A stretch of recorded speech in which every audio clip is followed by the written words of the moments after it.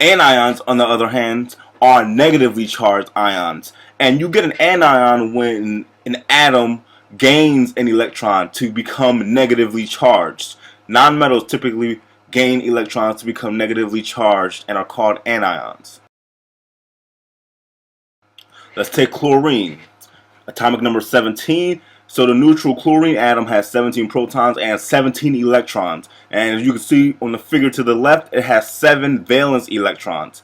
But carefully look at that figure. It's going to ionize. It's going to gain an electron, giving it 18 electrons. But more importantly, it's going to give it 8 valence electrons. Therefore, chlorine ion will have a full octet, which is more stable.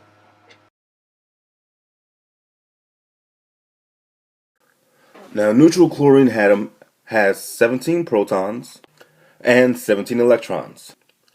And as usual, the positive charges and the negative charges cancel each other out so that there is no net charge, a net charge of 0.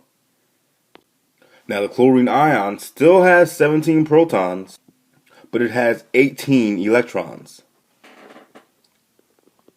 So, when we go to cancel out the charges, each positive proton cancels out a negative electron.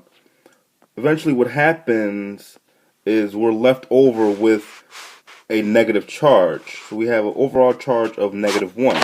Therefore we write the chlorine ion as Cl-. Now we'll look at the ionization of phosphorus. Atomic number 15, 15 protons and 15 electrons. The outermost shell has 5 valence electrons. Now look at the figure. It is going to turn into a phosphorus ion, gaining electrons. So now it will have 18 electrons, but more importantly, it will have 8 valence electrons on its outermost shell, which is a full octet.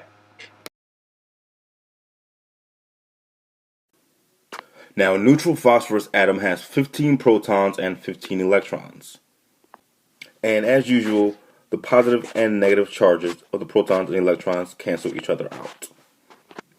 Now, the phosphorus ion has 15 protons, but it has gained 3 electrons, so it has 18 electrons.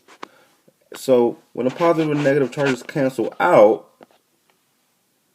it leaves us with 3 extra negative charges.